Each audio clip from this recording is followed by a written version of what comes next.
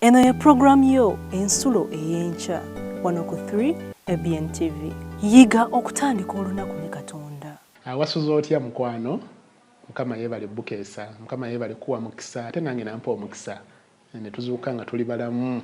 Erinnya lya Mukama waffe Yesu Kristo lyebazibwe. Ekirabo kya njawulo, mukisa gwa njawulo, si buli muntu nti akifunye. Bangi beebase naye tebaazuukuse. Nze naawe tulina omukisa ogw'enjawulo, kyova tumugulumiza Mukama, kyova tumutendereza, kyova tumuwa ekitiibwa, kubanga atusobozesezza okukeera nga tuli balamu.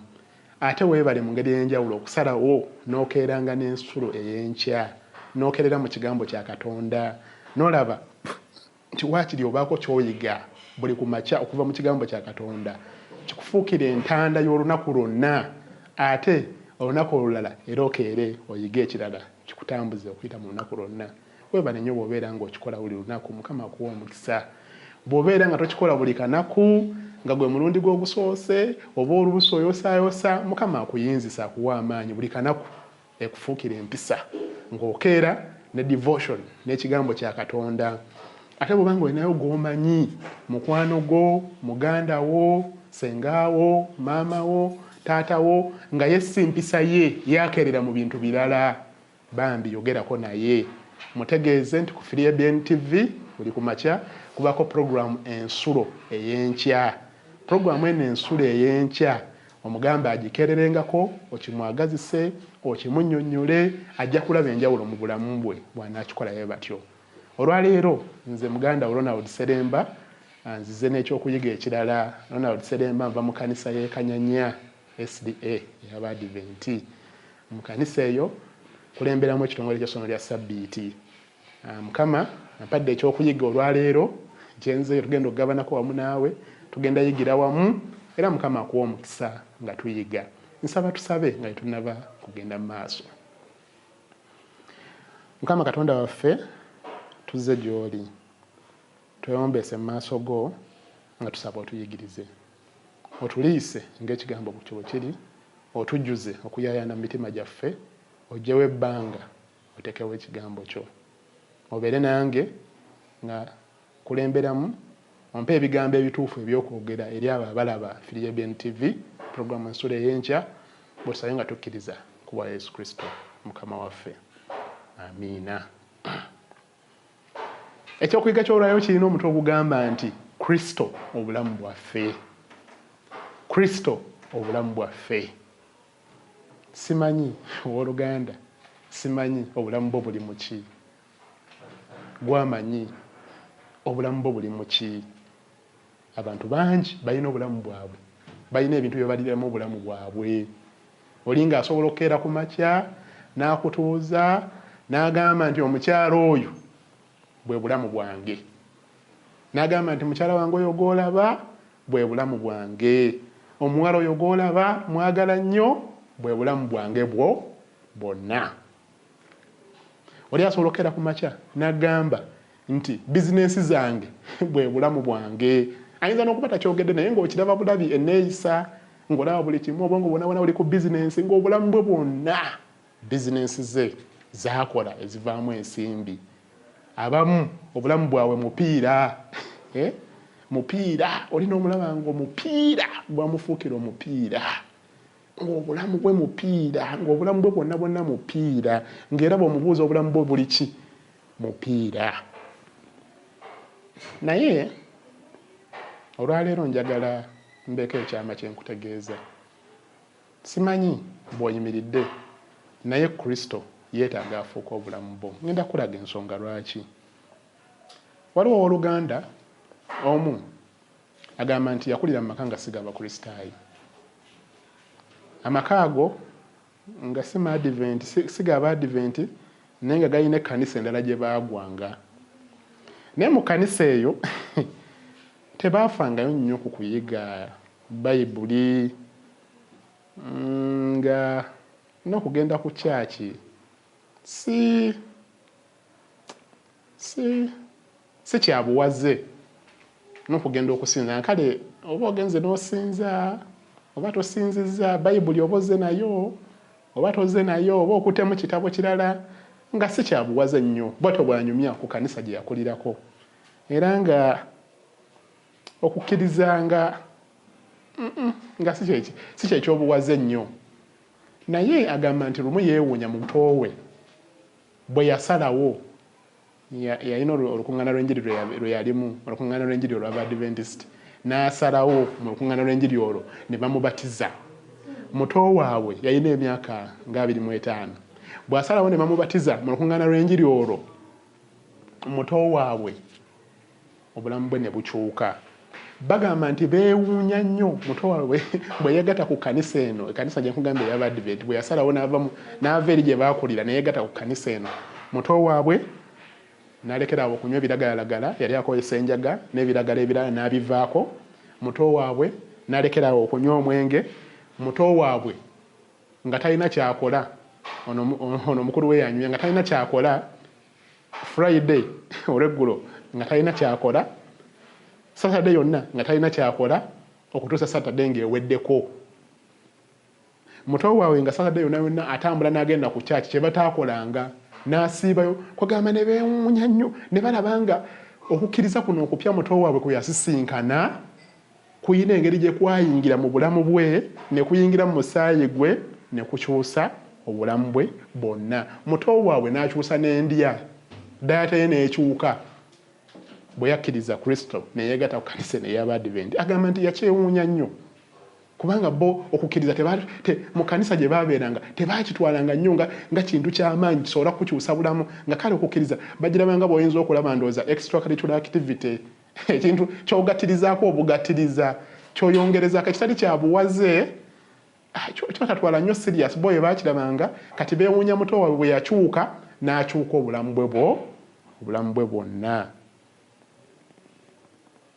omuntu yenna bw'osalawo okugoberera Kristo omuntu yenna bw'osoma mu byawandiikibwa n'otegeera omuntu yenna bw'osalawo okubatizibwa Kristo afuuka bulamu bwo okukkiriza si nnyongereza okukkiriza si kintu ekyongerezebwako okukkiriza bw'okkiriza Kristo afuuka bulamu bwo bwonna Bayibuli eyogera mu Bakolosaayi 3:4 naye olwo njaddusa embyayo kkiriza mbeeko n'olunyoola lw'ensooka Bayibuli eyogera mu Yokaana 15:5 ngenda kusomayo nga bw'ogoberera kubanga njagala nkulage Kristo bw'oba omukkiriza afuuka kitundu ku ggwe terina kintu kirala kyonna ky'oyinza kukola okuggyako ng'oli mu mwoyo Kristo gwe wakola ki Kristo gwe wakkiriza Yokaana 15:5 Yokaana 15:5 bw'oba otuuseewo nze kansome wagamba nti nze muzabbibu mwe matabi abeera mu nze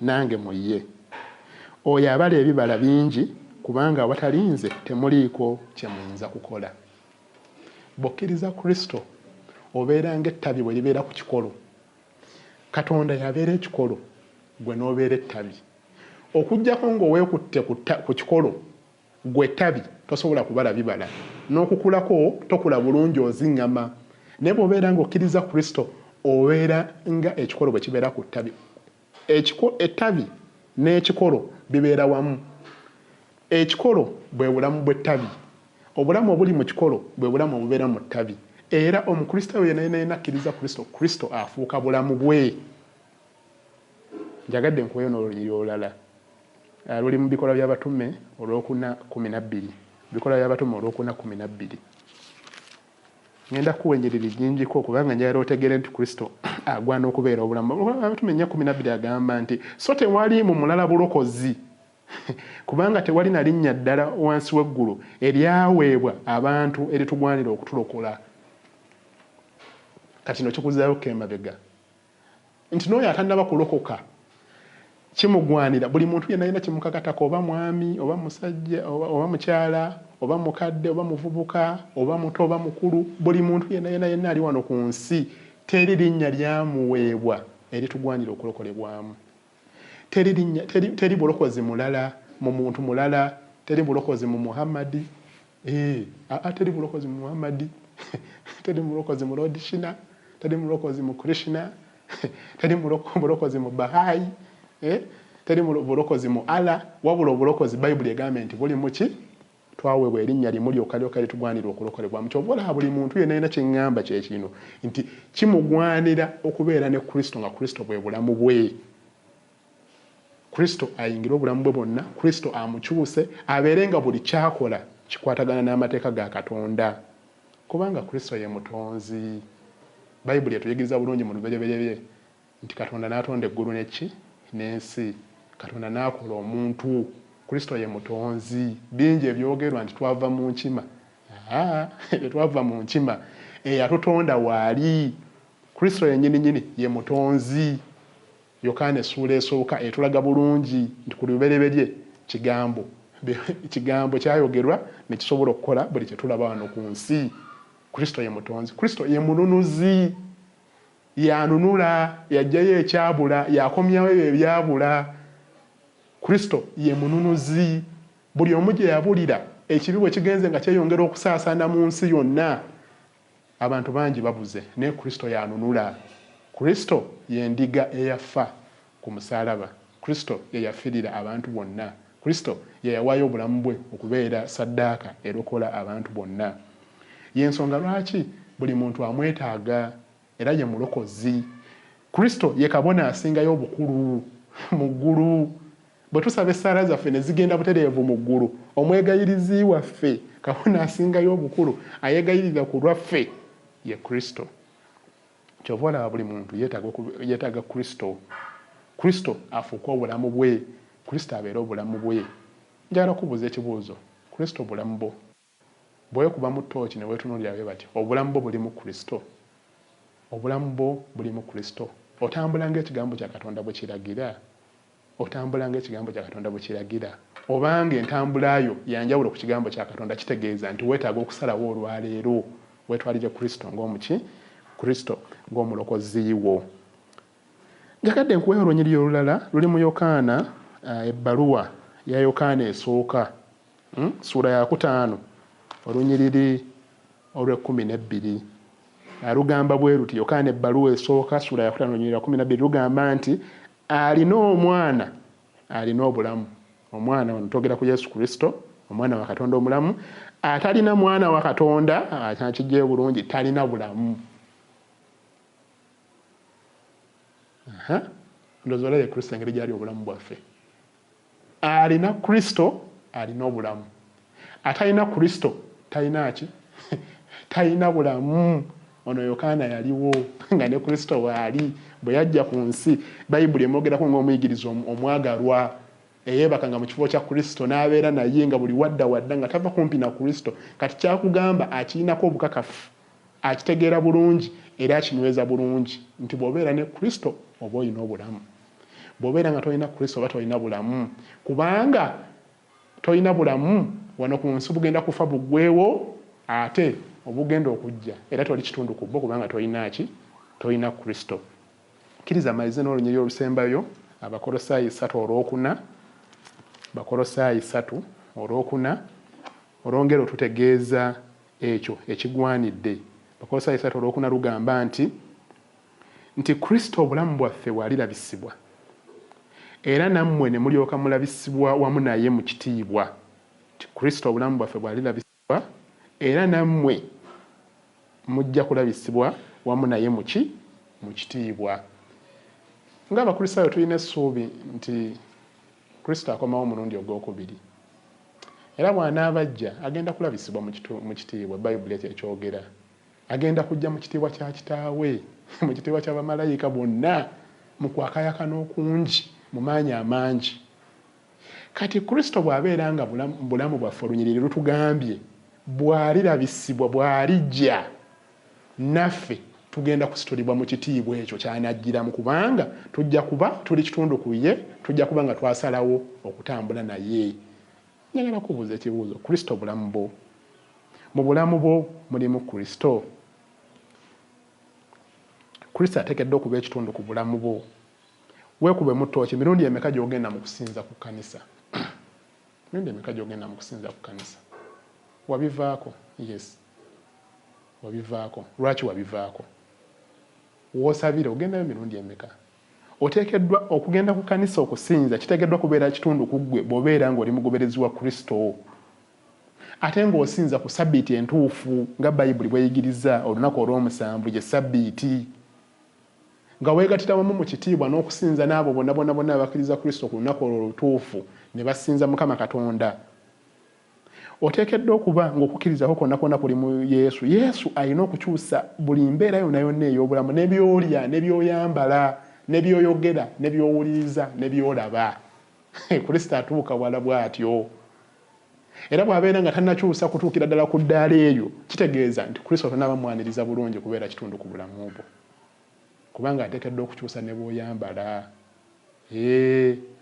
Oyo Kristo olina kisosonkole bw'abanga by'oyambala teyabikyusa. Nga weeyita omukristaayo, weeyatulirirako obukristaayo, oyogera nti oli mukristaayo, oyinza noga nti oli mulokole, naye ng'ate okunama. Otambula omubiri guli wabweru. Oyo Kristo ateekeddwa okukyusa ne by'oyambala, Kristo ateekeddwa okukyusa ne by'olya. By'olya bibeere nga birongoofu, nga Bayibuli ebikkiriza, nga Bayibuli eyabikuwa nti bino birye, ne byeyagaana nga si byakulya. Kristo ateekeddwa okubeera nga yakuwanguza nga tebikyakema na kusemberera na kubirya. Kristo ateekeddwa okukyusa ne by'owuliriza. Bw'ossaako leediyo, bw'otuninga mukutu ki?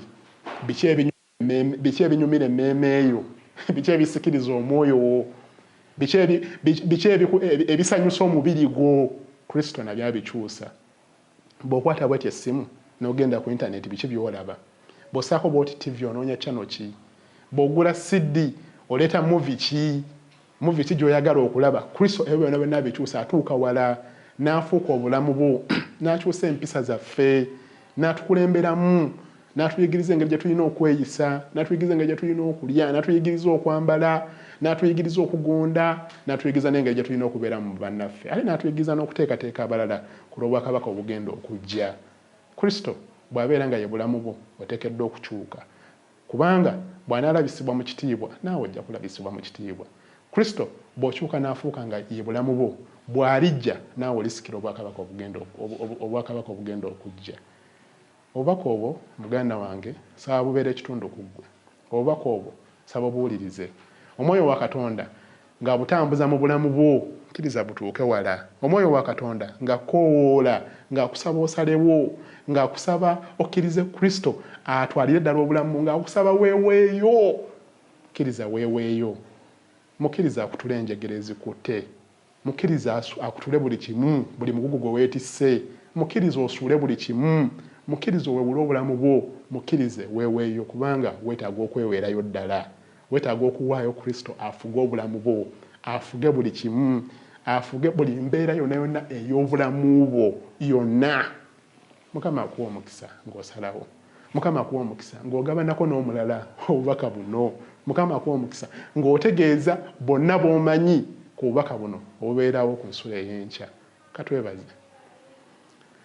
Mukama Katonda waffe, tukweyanzizza nnyo. Otegeezezza teri linnya lyatuweebwa wansi w'enjuba eritugwanira okufuniramu obulokozi wabula erya Yesu Kristo. N'otutegeeza nti alina omwana wa Katonda y'alina obulamu, atalina mwana talina bulamu. N'otutegeeza nti Kristo bw'alirabisibwa mu kitiibwa, naffe abamukkiriza tugenda kulabisibwa mu kitiibwa. Mukama Katonda otuyinzise emmeeme zaffe zikkirize. Omwoyo wo ng'akubiriza tusalewo olwaleero. Omwoyo wo ng'ategeeza ebigambo bino tubitegeerere ddala. Tweweeyo tutwale Kristo ng'omununuzi waffe. Otukulembere nga tutambula obulamu obw'ekikristaayo, okutanula ekigero okuva olwaleero okugenda mu maaso. Otusobozesa okuwangulanga ebikemo eby'enjawulo. Otusobozesa okuyimirira ng'abakristaayo. Otusobozesa okukulindirira mu kugumiikiriza okutuusa lw'olikomyawo obwakabaka bwo. Beera naffe ffenna okuyita mu lunaku, tuwe omukisa gwo, tuluŋŋamye Mukama Katonda nga tukola emirimu, tuluŋŋamye nga twogera, tuluŋŋamye nga tulowooza. Otuwe omukisa gwo ogw'enjawulo, tufune ebibala bingi mu mirimu gy'emikono gyaffe, ate bwe tuba tubifunye tusobole okuzza ekimu eky'ekkumi ekikyo mu kkanisa. Beera naffe bwetyo bwe tusabe nga tukkiriza ku bwa Yesu Kristo Mukama waffe. Amiina.